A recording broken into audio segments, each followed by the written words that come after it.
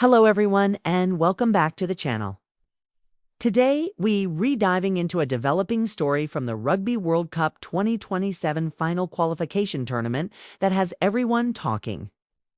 It involves a red card, a star player, and a decision that could significantly impact Belgium's hopes of qualifying. The player at the center of this controversy is Charles-Henri Berguet of Belgium. During the crucial match against Brazil on Thursday, November 13th, Berguet was shown a red card for an act of foul play. As you know, a red card in a match of this magnitude is a massive blow. Not just for the game itself, but for the matches that followed due to potential suspensions. Following the incident, an Independent Foul Play Review Committee, or FPRC, was assembled to look into the matter. This committee is a standard procedure in World Rugby to ensure that on-field decisions are reviewed with care and expertise.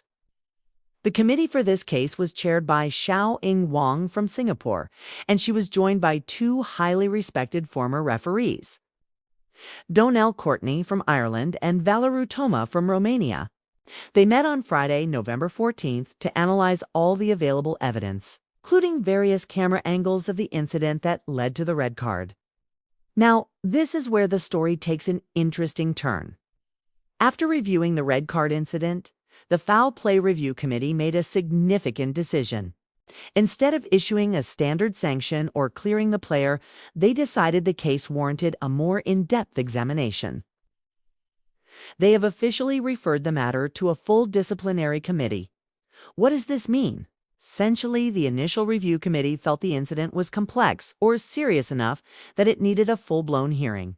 A full disciplinary committee has more power to investigate, hear testimony from the player and other officials, and ultimately decide on the final sanction.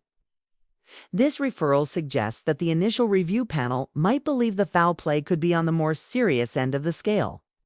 Or perhaps there are mitigating factors that need to be discussed in greater detail. It moves the decision from a quicker review process to a formal judicial hearing. This full disciplinary committee hearing is scheduled to take place tomorrow morning, Sunday, November 16th. This is an incredibly tight turnaround, which highlights the urgency of the situation, especially with the qualification tournament still in progress. The outcome of this hearing will determine if Charles-Henri Berguet will face a suspension, and if so, for how many matches. The stakes couldn't be higher. For Belgium, Berguet is a key player, and losing him for any length of time could be devastating for their campaign to qualify for the Rugby World Cup. The team, the player, and the fans will be waiting anxiously for the verdict from Sunday's hearing.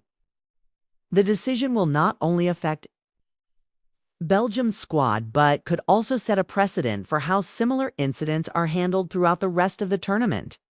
We've seen these disciplinary hearings go a number of ways in the past.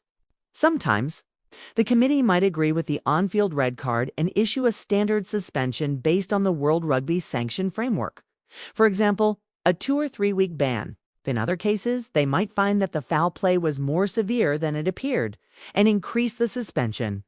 And although less common after a referral like this, there's always a slim possibility that they could find mitigating circumstances that reduce the ban or, in very rare cases, overturn the red card entirely, though that seems unlikely here. The entire process is designed to be fair and consistent, taking into account the player's intent, the point of contact, the degree of danger, and any prior disciplinary record.